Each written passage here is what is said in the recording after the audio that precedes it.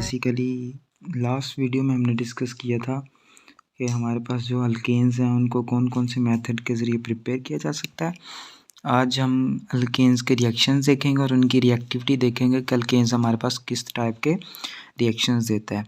तो हमारे पास lecture number 5 चल रहा है, चैप्टर नंबर 8 एलिफैटिक हाइड्रोकार्बन्स का reactivity and reactions of alkanes. Alkanes का हमने पीछे भी नाम डिस्कस किया। अल्केन्स को हम कहते हैं पैराफिन्स। पैराफिन्स जो लफ्ज़ हमारे पास दो लफ्ज़ों से निकला है।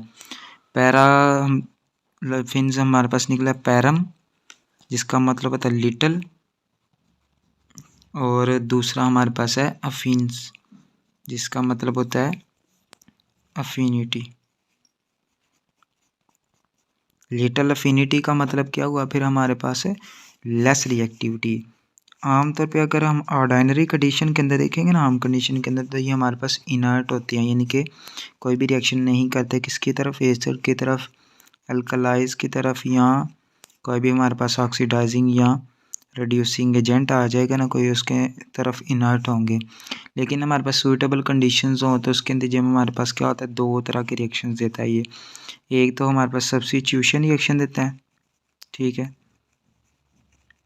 सब्स्टिट्यूशन यानी कि साथ वाला जो ग्रुप अटैच है उसे उतार के कोई और लग जाएगा।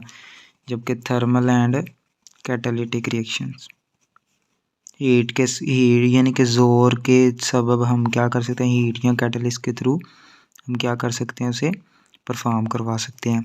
तो दो तरह के रिएक्शन देगा। अब इसकी अनरिएक्टिविटी को हम किस बेस पे एक्सप्लेन कर सकते हैं। तो जो रिएक्शन हमारे पास हाई टेम्परेचर पे एग्जिस्ट करते हैं, यानी कि टेक्स प्लेस करते हैं, तो वो या फिर अब्जॉर्प्शन ऑफ लाइट एनर्जी पे, तो उसके नतीजे में हमारे पास क्या बनता है, हाईली रिएक्टिव फ्री रेडिकल्स बन जाते हैं। जो अनरिएक्टिविटी ऑफ अल्केन है नॉर्मल कंडीशन के अंदर, उसको एक्सप्लेन किया था दो बेसिस के ऊपर। पहली बेस तो हमारे पास क्या होगी, नॉन पोलैरिटी ऑफ बॉन्ड। जो हमारे पास कार्बन और हाइड्रोजन का बॉन्ड है उसकी नॉन पोलैरिटी की वजह से। अब सारी सी बात है ना, कार्बन की हमारे पास इलेक्ट्रोनेगेटिविटी 2.5, 2.1 हाइड्रोजन की है, तो डिफरेंस 0.4 आएगा। वो तो इतना नहीं है हमारे पास के उसके नतीजे में हमारे पास क्या कर सके, पोलैरिटी शो करे। इसका मतलब कि हमारे पास ये नॉन पोलर होगा। तो इस व्यू के हिसाब से आयनिक रिएजेंट्स जो होंगे एसिड अल्कलाइज वगैरह, वो हमारे पास कोई भी रिएक्शन साइट इनके अंदर नहीं मिलती है जिसके ऊपर ये क्या कर सके, अटैच हो सके या अटैक कर सके। तो पहला तो हमारे पास नॉन पोलैरिटी आ गई, दूसरा आ गया इनर्टनेस ऑफ सिग्मा बॉन्ड। जाहिर सी बात है अल्केन हमारे पास सिंगली बॉन्डेड होता है, तो जो सिंगली बॉन्डेड हमारे पास एटम होता है उसके अंदर हमारे पास क्या होता है, बेसिकली सिग्मा बॉन्ड होता है। अब सिग्मा बॉन्ड क्या है हमारे पास, सिग्मा बॉन्ड हमारे पास लाई करता है एग्जैक्टली बिटवीन द न्यूक्लियाई हमारे पास। तो उसके नतीजे में हमारे पास इलेक्ट्रॉन टाइटली हेल्ड होते हैं उसके दरमियान, जिसकी वजह से वो स्टेबल होता है। और इसको तोड़ने के लिए हमारे पास अ लॉट ऑफ एनर्जी चाहिए होती है, बहुत ही ज़्यादा एनर्जी चाहिए इसको ब्रेक करने के लिए, टू ब्रेक इट। मोरओवर जो हमारे पास इलेक्ट्रॉन्स होते हैं ना सिग्मा बॉन्ड के अंदर, वो ना ही इलेक्ट्रोफाइल के जरिए अटैक कर सकते हैं उनको, ना ही न्यूक्लियोफाइल अटैक कर सकता है। ये दो फैक्ट्स हमारे पास, यही वजह है कि जिनके नतीजे में हमारे पास ये अल्केन्स को लेस रिएक्टिव या अनरिएक्टिव बनाते हैं। यही अल्केन को हमारे पास कम रिएक्टिव बनाते हैं। तो ये तो था हमारे पास रिएक्टिविटी ऑफ अल्केन्स। अब हमने देखने रिएक्शंस कौन कौन से हमारे पास अल्केन जो है वो शो करेगा। रिएक्टिविटी तो हमने देख ली कि अल्केन्स अनरिएक्टिव है, इतने ज़्यादा रिएक्टिविटी शो नहीं करते। तो लेकिन हमने देखा कि दो तरह की रिएक्शन फिर भी वो देता है। एक हमारे पास सूटेबल कंडीशंस के अंदर, एक हमारे पास है कैटालिटिक रिएक्शंस है और एक सब्स्टिट्यूशन रिएक्शन है। तो रिएक्शन सबसे पहला हमारे पास जो है वो है कंबस्चन का। कंबस्चन होता क्या है, जलाने का अमल। बेसिकली जलाने के अमल के अंदर क्या होता है, हमारे पास जितने भी ऑर्गेनिक कंपाउंड्स होंगे ना, वो ऑक्सीजन की मौजूदगी में यानी कि जलेंगे फ्लेम के थ्रू। उसके नतीजे में हमारे पास ये लाजमी याद रखना तीन चीज़ें बनेगी, कार्बन डाइऑक्साइड, पानी और एनर्जी रिलीज़ होगी। जो बर्निंग ऑफ अल्केन होगी, ठीक है, ऑक्सीजन की मौजूदगी में, उसको हम कंबस्चन कहेंगे।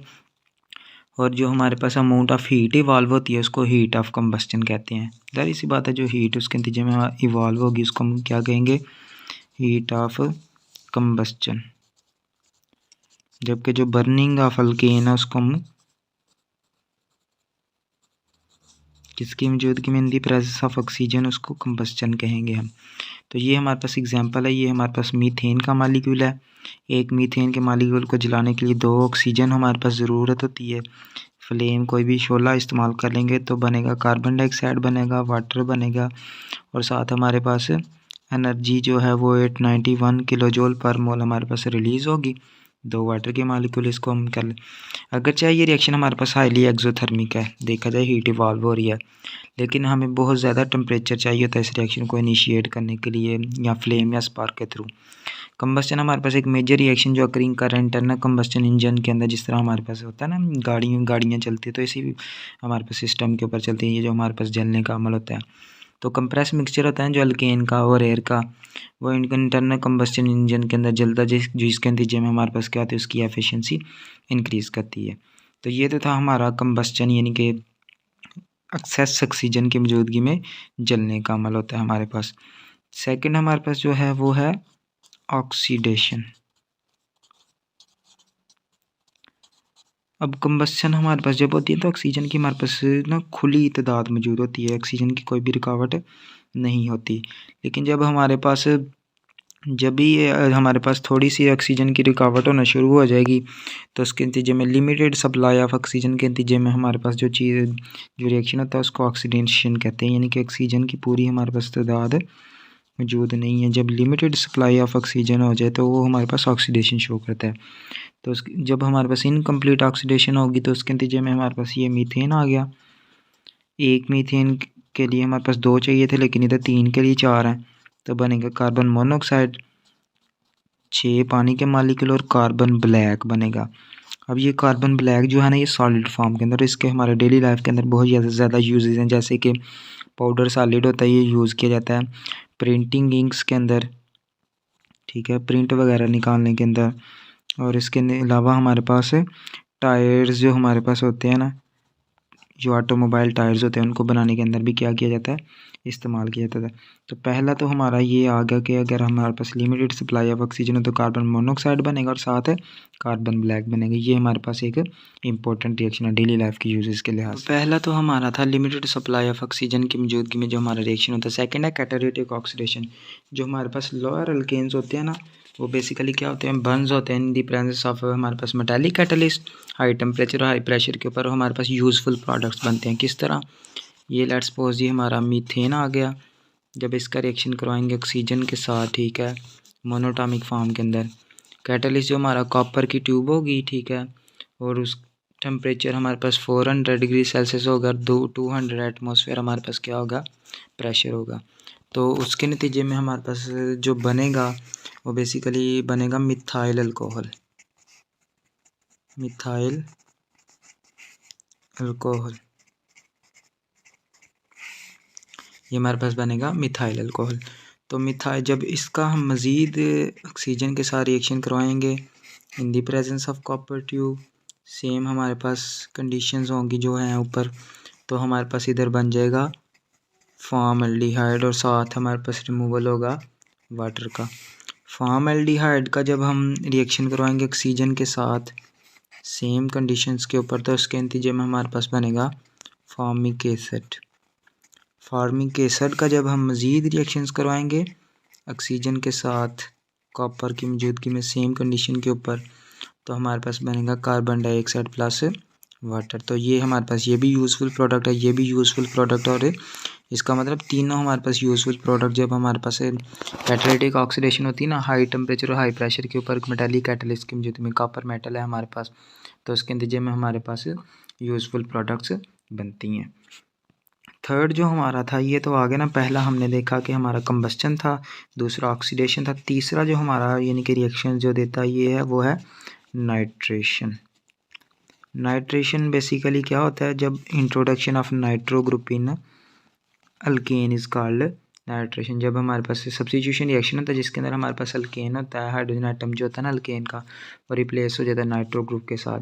तो ये हमारे पास अल्केन जो हमारे पास वेपर फेज नाइट्रेशन के अंडर हो जाता है 400 से 500 डिग्री सेल्सियस के ऊपर, जिसके नतीजे में हमारे पास नाइट्रेशन अक्कर होती है।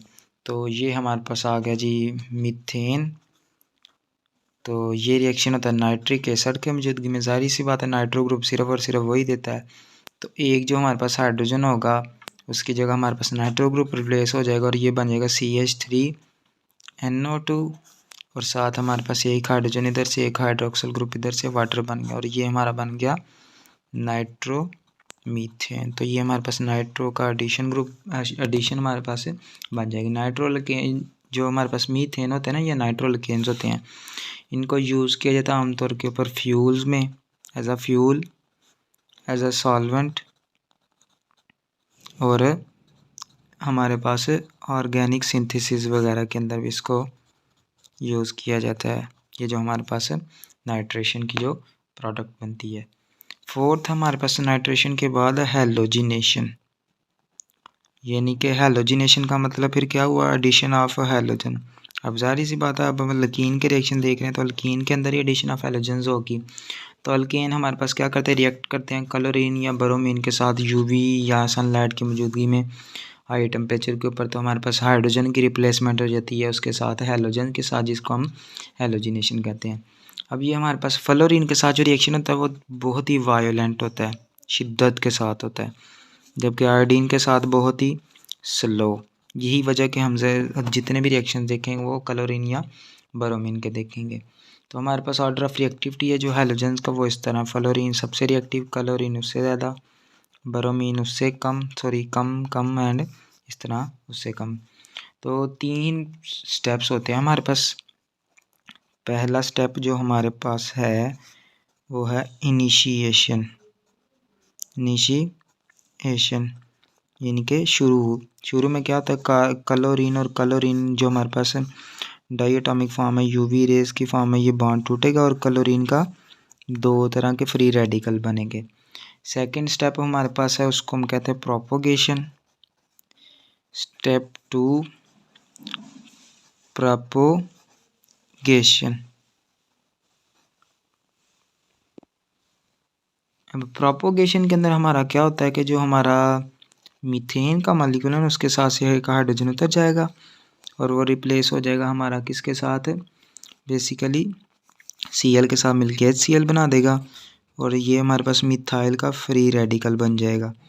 स्टेप 3 जो हमारे पास है वो होगा हमारा टर्मिनेशन, यानी कि हमारे पास स्टॉपिंग जो हमारे पास होगा। तो टर्मिनेशन के अंदर हमारा जो मिथाइल का फ्री ग्रुप है ना, फ्री रेडिकल, वो हमारा मिलेगा जो क्लोरीन का फ्री रेडिकल ऊपर से बचा था, तो ये हमारे पास बना देगा मिथाइल क्लोराइड। तो इस तरह हमारे पास एडिशन रिएक्शंस चलते जाएंगे जो अल्केन्स के हमारे हैलोजिनेशन के प्रोसेस के अंदर आएंगे, वो इस तरह हमारे पास जनरल रिएक्शन शो करेंगे।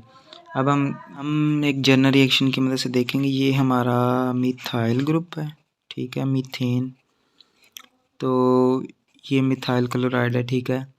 उसके साथ जब क्लोरीन मिलेगा तो हमारे पास हाइड्रोजन के साथ वो रिप्लेस होकर ये बना देगा CH2 और ये बन जाएगा साथ ACl HCl।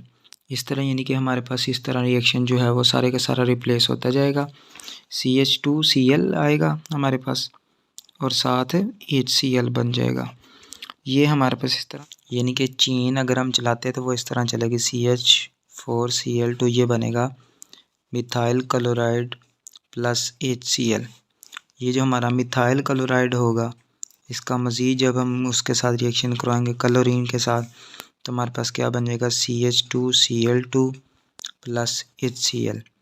जब हम मज़ीद इसका रिएक्शन करवाएंगे तो एक और हमारा हाइड्रोजन जो है वो रिप्लेस हो जाएगा, तो ये बन जाएगा CHCl3 प्लस HCl। तो ये जो हमारा CHCl3 होता है ना, इसको हम बेसिकली क्लोरोफॉर्म भी कहते हैं और इसके हमारे पास बहुत इंपॉर्टेंट यूजेस हैं। जबकि जो हमारा CHCl3 का मज़ीद हम अगर रिएक्शन करवा देंगे Cl2 के साथ तो हमारे पास कार्बन टेट्रा क्लोराइड बन जाएगा। इसके भी हमारे पास इंपॉर्टेंट यूजेस हैं जिसको यूज़ कर सकते हैं हम डेली लाइफ के अंदर भी। इसके यूजेस हैं हमारे पास CCl4 के, तो जिनको हम इंशाल्लाह डिस्कस करेंगे। सारी सी बात है ना, हमारी ऑर्गेनिक केमिस्ट्री की एक सीरीज़ चल रही है, तो वक्त के लिहाज से हमारे पास जहाँ जो सा मुनासिब होगा उसको हम अच्छी तरह डिस्कस करेंगे। अब अल्केन का हमारे पास एंड हो रहा है, तो ज़ाहिर सी बात है हमें अल्केन के यूजेस भी देखने पड़ेंगे, यानी कि अल्केन्स किधर किधर इस्तेमाल होता है। तो अल्केन का जो हमारे पास इम्पोर्टेंट है वो मीथेन है, तो हम यूजेस ऑफ मीथेन देख लेते हैं। मीथेन जो हमारे पास अल्केन का CH4 है ना, उसके हम यूजेस को ज़रा डिटेल से देख लेते हैं कि कहाँ कहाँ इसको इस्तेमाल किया जा सकता है, हमारा जो मीथेन का मॉलिक्यूल होगा। तो सबसे पहला जो इसका यूज़ है ना वो है आर्टिफिशियल राइपनिंग ऑफ फ्रूट्स के अंदर, यानी कि हमारे पास इसको जो सबसे पहला यूज़ है इसको एज अ फ्यूल भी यूज़ किया जा सकता है, ठीक है, और एज अ इल्यूमिनेटिंग गैस यानी कि चमकदार गैस के तौर पे भी इसको यूज़ किया जा सकता है, इल्यूमिनेटिंग गैस के तौर पे भी यूज़ किया जा सकता है। सेकंड हमारे पास इसका यूज़ है हमने देखा ना उधर मिथाइल क्लोराइड अभी पिछले रिएक्शन में बनाया, मिथाइल क्लोराइड होगा, क्लोरोफार्म हो गया, ये सारे के सारे हमारे पास CCl4 हो गया। तो ये हमने हैलोजिनेशन के अंदर, तो ये यूज़फुल प्रोडक्ट्स हैं हमारे पास जिनके डेली लाइफ में बहुत यूजेस हैं। इसके अलावा हमारे पास फॉर्मल्डिहाइड, ठीक है, या हो मेथानॉल हो, तो ये सारी की सारी जो हमारे पास यूज़फुल प्रोडक्ट है ये हमने कैटालिटिक ऑक्सीडेशन के अंदर इससे बन सकती है और इनके डेली लाइफ के अंदर बहुत यूजेस हैं हमारे पास। हमने देखा कार्बन ब्लैक जो बना था हमारे पास लिमिटेड सप्लाई ऑफ ऑक्सीजन से, इसको टायर्स के अंदर, पेंट्स के अंदर और प्रिंटिंग इंक्स के अंदर भी इसको यूज़ किया जाता है, बहुत ही इंपॉर्टेंट यूजेस है। लास्ट हमारे पास इसको यूरिया फर्टिलाइज़र की मैन्युफैक्चरिंग के अंदर भी यूज़ किया जाता है, यानी यूरिया की जो खादें होती हैं उसके अंदर भी बनाने के लिए इस्तेमाल किया जाता है। तो अल्केन का हमारा जो पोर्शन है वो अल्हम्दुलिल्लाह कंप्लीट हो चुका है। नेक्स्ट जो हमारा लेक्चर होगा वो अल्कीन के ऊपर होगा। पहले हम अल्कीन के जनरल मेथड पढ़ेंगे प्रिपरेशन के, देन उसके बाद हम क्या करेंगे अल्कीन के रिएक्शंस पढ़ेंगे और इस तरह हमारी उसके यूजेस और इस तरह एक सीरीज़ अल्काइन तक चलती जाएगी। अपना ख्याल रखिएगा। अल्लाह हाफ़िज़।